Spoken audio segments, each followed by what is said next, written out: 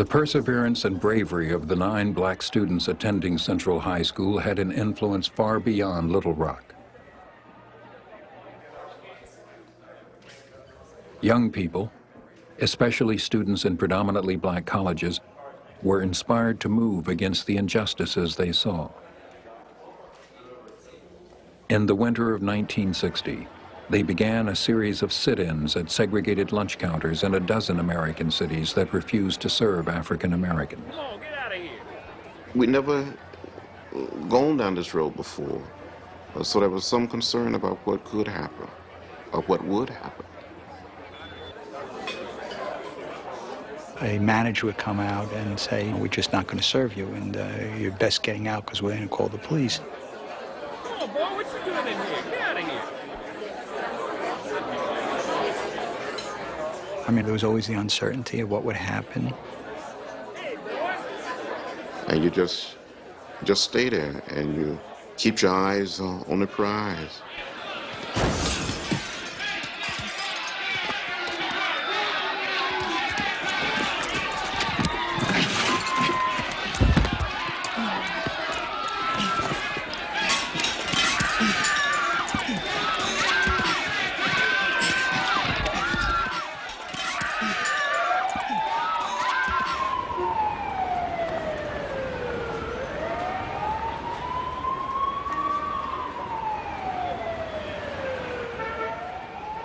You feel the pain, but you don't become bitter. You don't become hostile.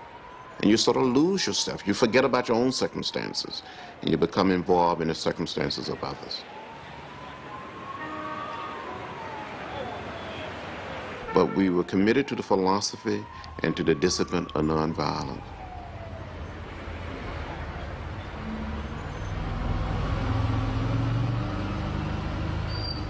In May of 1961, 2 groups left Washington by bus to call to the attention of the country violation of anti-discrimination laws in interstate travel.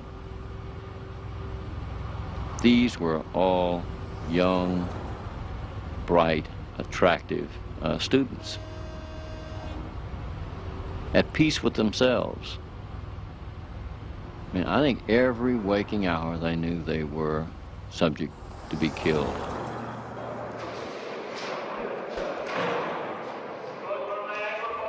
In Virginia and the Carolinas, they suffered intimidation. But now they were entering the Deep South. When we first heard that the Freedom Riders was coming through Alabama, of course, when they got to Anniston,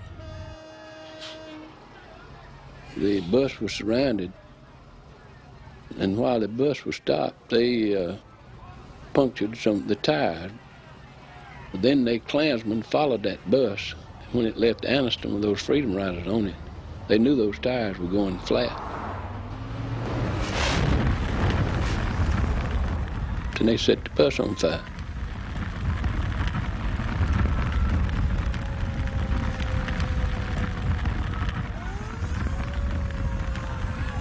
The highway patrolman, if he had not been on that bus, everyone would have burned to death.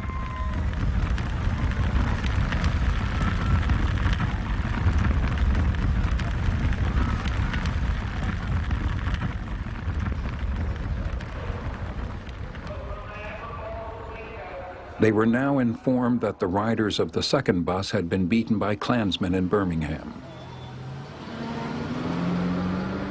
Proceeding from Birmingham, the riders had been assured protection to the Montgomery city limits by the state police.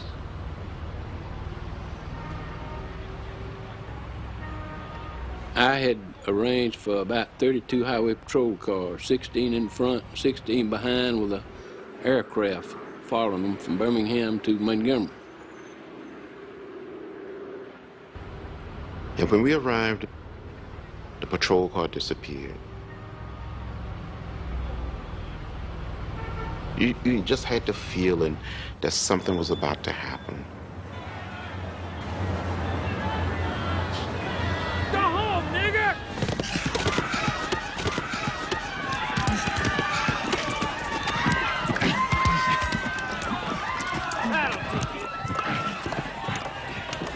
It was a bloodbath.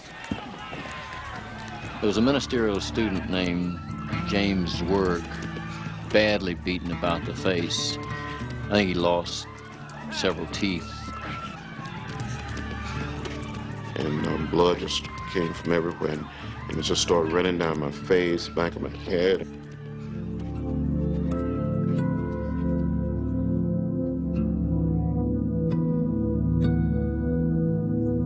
Our bodies became living witnesses to the cause of human dignity.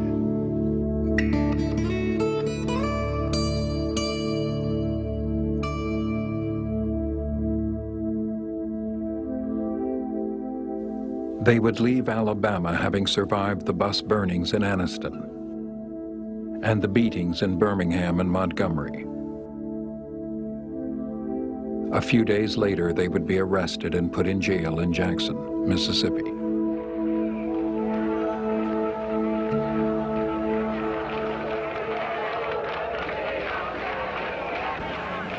Hearing of the bravery that preceded them, blacks in Albany, Georgia, in Jackson, in Selma, Alabama, began to boycott, march, and protest. Even their leader, Martin Luther King, was arrested. It was Good Friday in Birmingham. He responded to white clergy criticizing him for going too far, too fast. When you have seen hate-filled policemen curse, kick, and even kill your black brothers and sisters, and your first name becomes nigger, your middle name becomes boy, however old you are,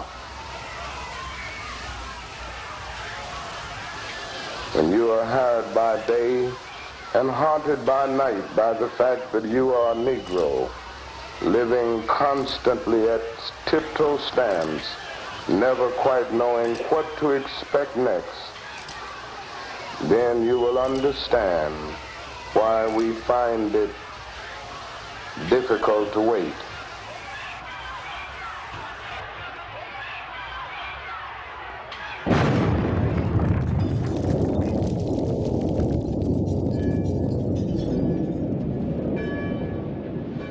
It was Sunday morning. It was church. It was children. It was 10:22 in the morning at the Birmingham 16th Street Baptist Church. A group of young girls had just finished their Sunday school lesson. They were changing into their choir robes. The bodies and the partial clothing that you saw, it was like a nightmare. They were not participants. They were not leaders. They were not marchers or sit-inners. They hadn't gone on a freedom ride. They were just there attending Sunday school.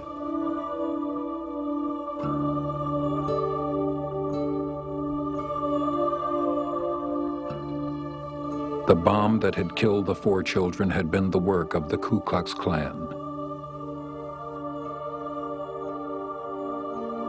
Until that moment, the majority of white people had never fully comprehended the magnitude of the intolerance and hate Black Americans faced in their struggle.